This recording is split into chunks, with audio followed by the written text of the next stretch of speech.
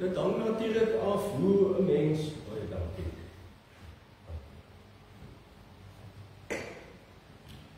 Dit hang natuurlijk af wat 'n rol die Bybel in 'n mens se lewe speel om te bepaal wat 'n gebeure soos die Kersfees in 'n mens se lewe gaan hê.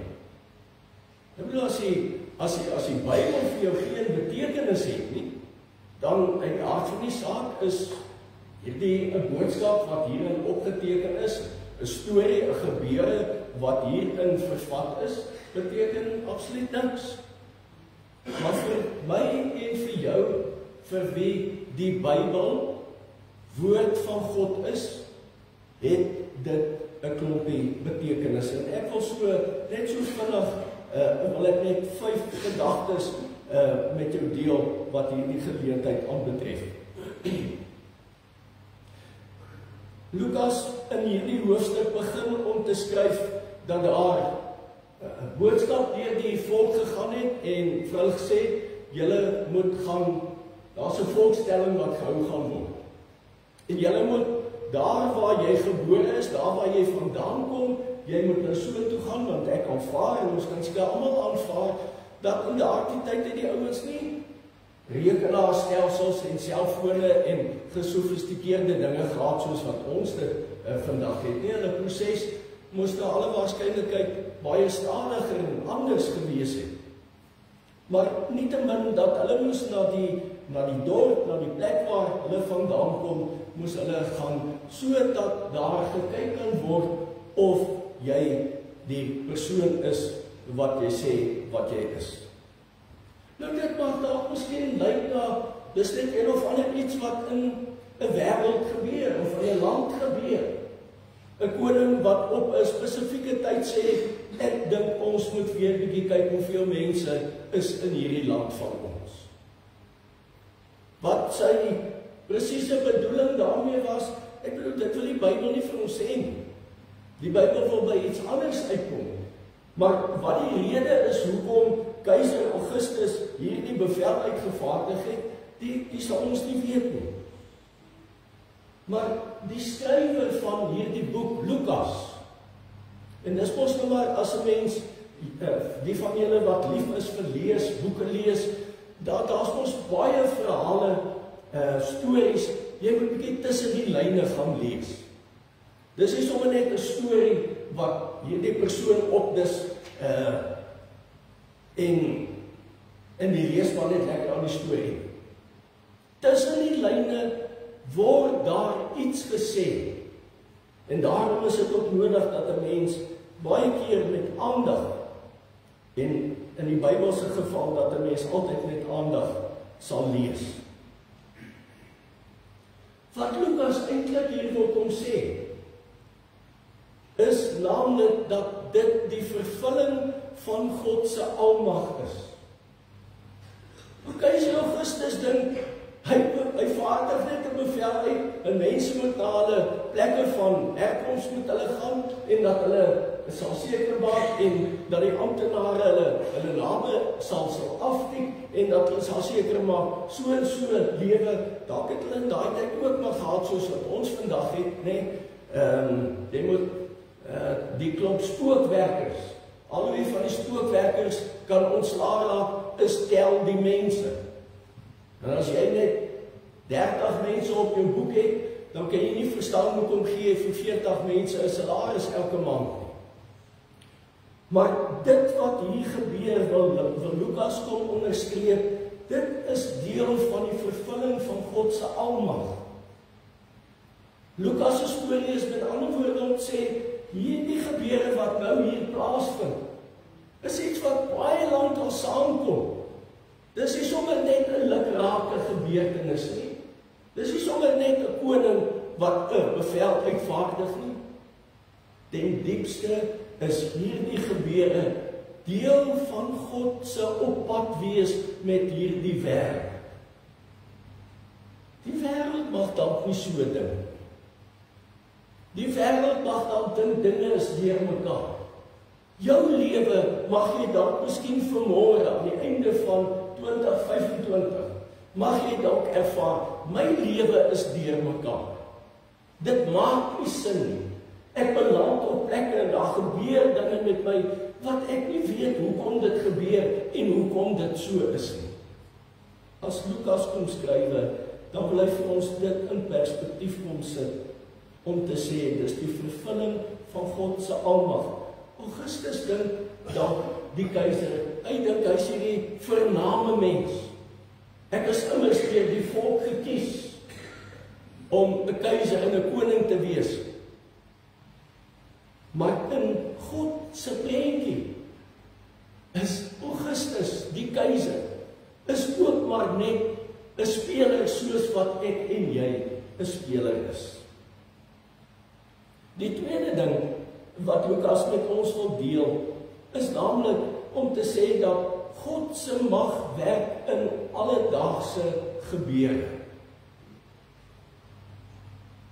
As ek en jy nou vanmôre oor ons lewe van 2025 nadink, en dalk miskien ook al so 'n bietjie begin dink het oor 2026, en as jy dalk nou al begin aanstap na aftrede oor 'n jaar of 2, 3, dan is daar bepaalde goed waaroor jy nadink vir môre en vir oormôre.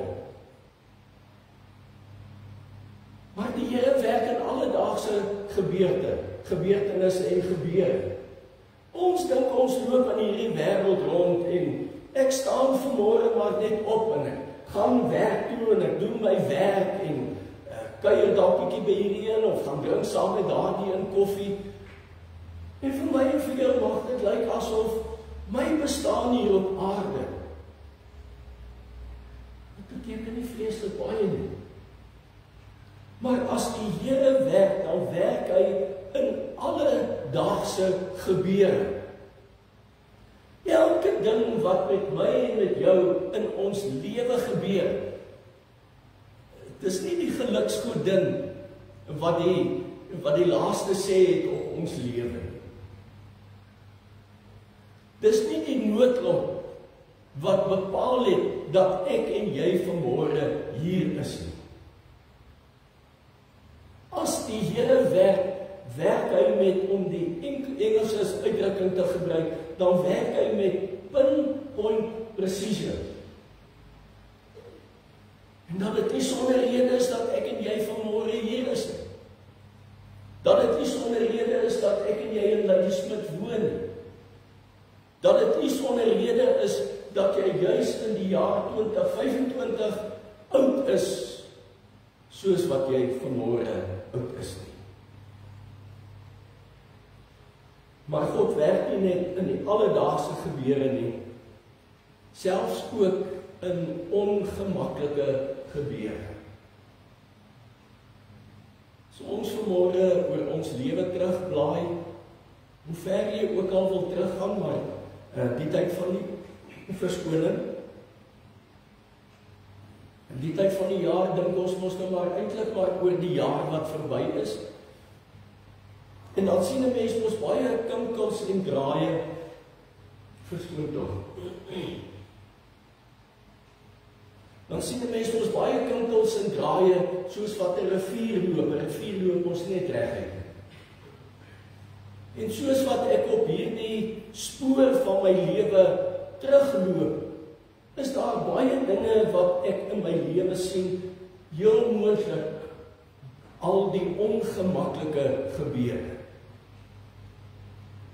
Die oomblikke wanneer daar erge stof in my lewe opgeskop is.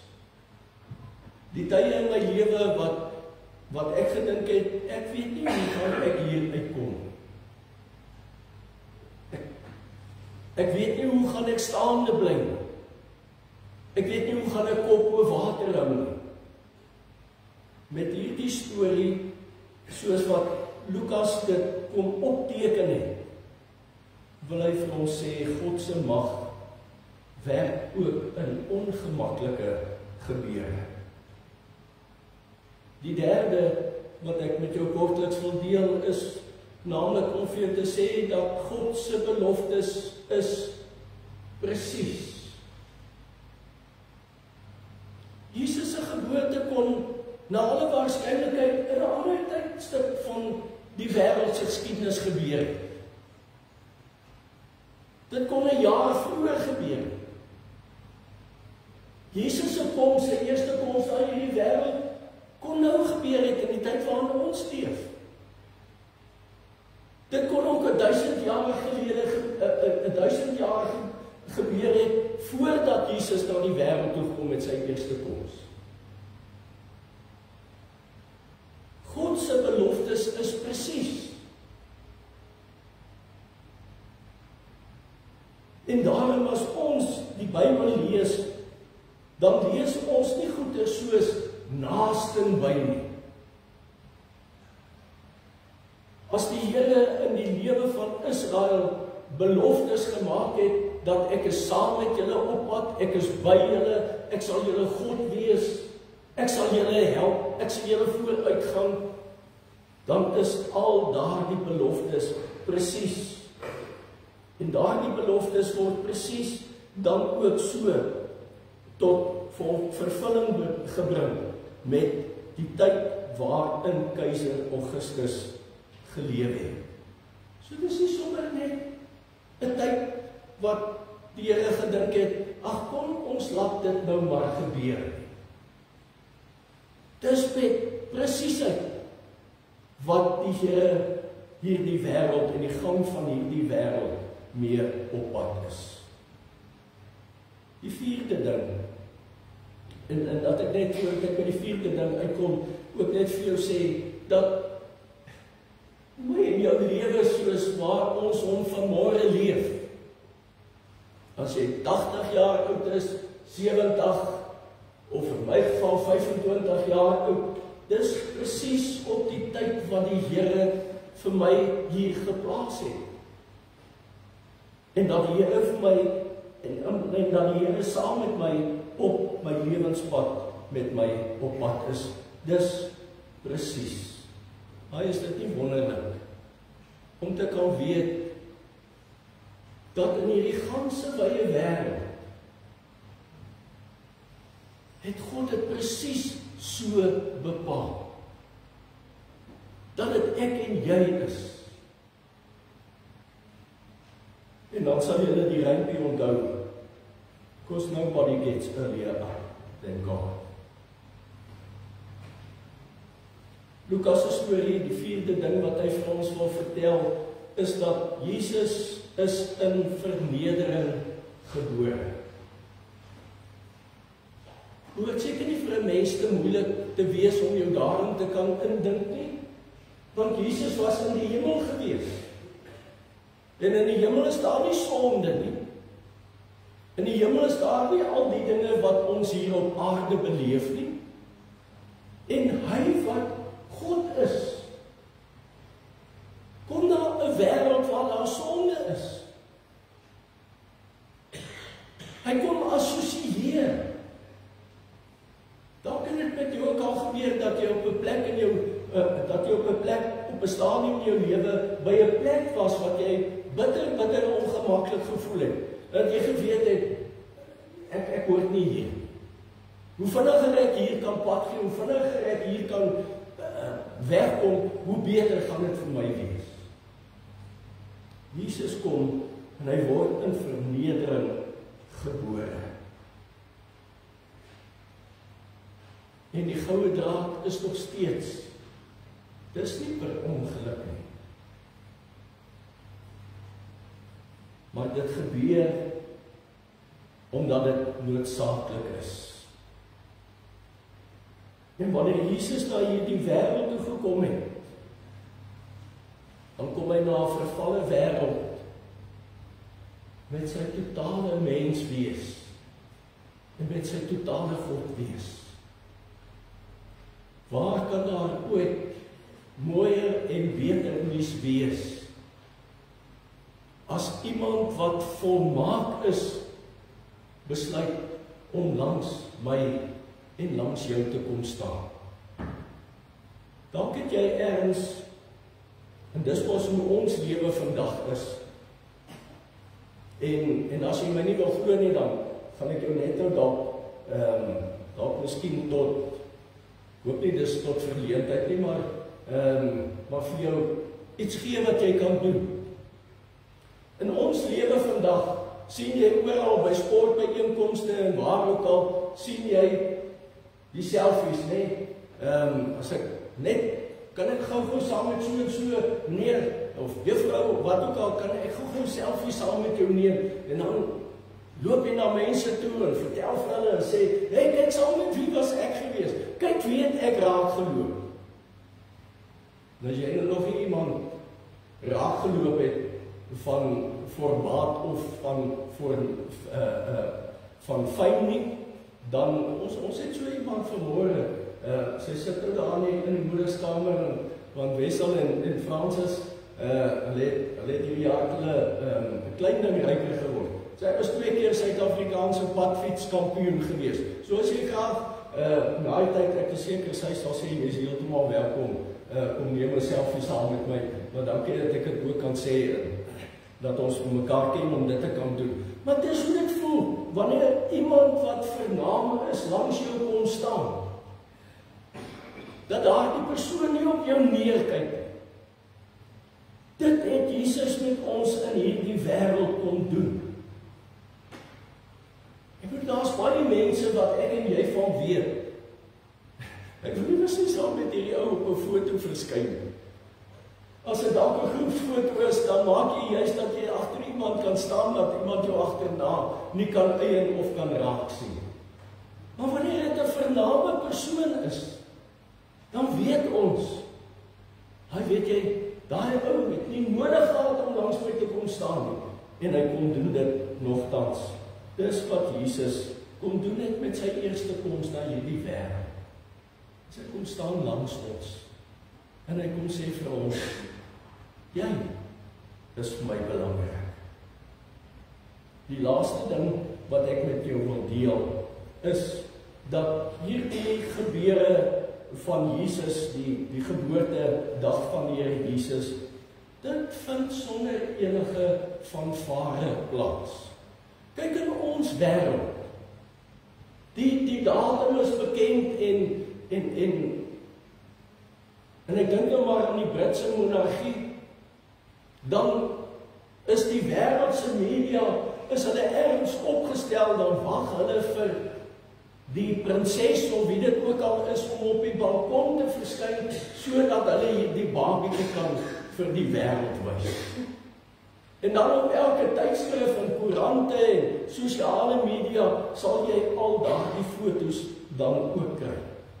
Maar hier in Jesus se tyd word dit sonder enige fanfare wat dit plaasvind. En sien die redder wat daar vir hierdie wêreld gekom het, vind nie plaas deur middel van menslike mag nie, maar deur goddelike ingryping. Die grootheid van God lê daarin, dat hy op die regte tyd in hierdie geskiedenis, in die lewe van hierdie wêreld kon ingryp. En ons lees van 'n babietjie wat in armoede, sien dat hy in 'n krib, dit is 'n krib wat mooi met allerlei kombers en goed uitgevoer is nie. Die boere praat van 'n trog. 'n Trog is hierdie lang ding waarin die diere kom om te kom eet. Na hulle waarskynlikheid eerder in so iets as wat daar vir ons in prentjies uitgebeeld word van 'n krib wat daar staan. As nie vir hom plek in die herberg nie. Net soos wat ons ook weet in baie mense se lewens, is daar nie plek vir God nie. Hulle lewe is te besig. En Jesus kom, en hy kom doen dit, sodat ek en jy lewe kan hê. Daarom is hierdie vir ons 'n grootse dag. Daarom is dit vir ons 'n dag van vreugde. Hoop ek ook dat dit vir jou 'n dag van vreugde is. Ergens in die week lees ek hierdie ding wat iemand geskryf het. Sê byna die hele wêreld vanmôre is bly oor hierdie dag. Dis net so jammer dat vir die volgende 364 dae gaan dit nie lyk asof hierdie 'n grootse dag was nie. Want wanneer ons klaar is met Kersdag, en wanneer ons weer lewe, en terugkeer na ons lewens, dan lyk dit maar net soos gister en eergister. Jesus kom na hierdie wêreld om vir my en vir jou op 'n nuwe pad te plaas. En kan ek so lank nou al, ek weet nie of ek almal van julle gaan sien by die oujaar diens nie, maar kan ek so lank al reeds iets sê van 2026? Hierdie kind wat vir ons gebore is, wat sê die engel vir hierdie herders? Moenie bang wees. Want 2026 is nie in die geluksgodin se hande of in die noodlot se hande. 2026 en daarna is in die hande van die Here. En juist daarom kan ek en jy vreugde in ons lewe ervaar. Mag jy vandag vreugde ervaar. Mag julle wanneer julle saam aan 'n etenstafel sit, of wanneer julle saam koffie drink, of wanneer julle dalk geskenke gaan oopmaak, of koek eet, wat dit ook al is, mag julle vandag vreugde beleef, omdat ek en jy weet, vir my en vir jou, het daar vandag redding gekom. Amen. Ek speel hier die volgende luisterlied.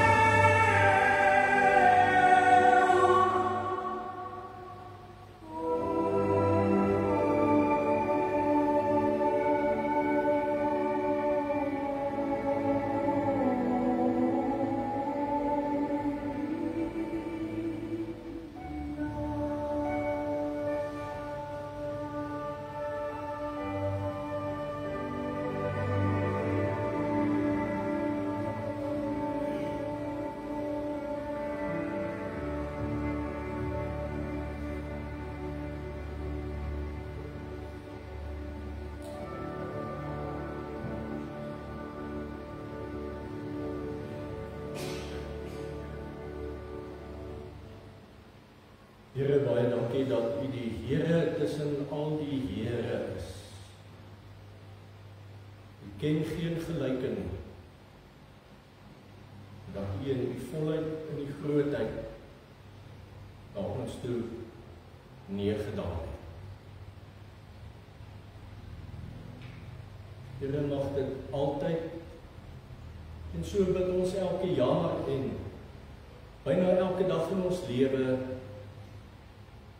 dat dit Kersfees in ons lewe sal wees. Want waar Jesus is, daar is daar lewe en hoop. Amen. Kom ons sluit af met hierdie lied.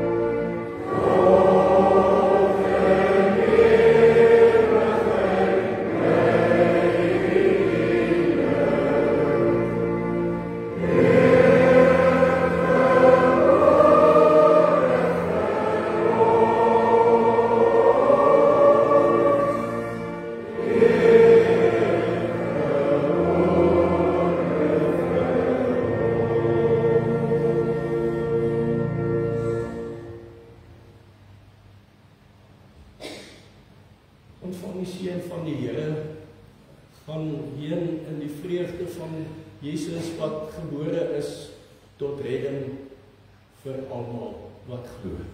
Ontvang die seën van die Here. Die genade van ons Here Jesus Christus, die liefde van God ons Vader en die troostvolle teenwoordigheid van sy Heilige Gees sal met ons almal wees en bly totdat Jesus eendag weer terugkom. Amen.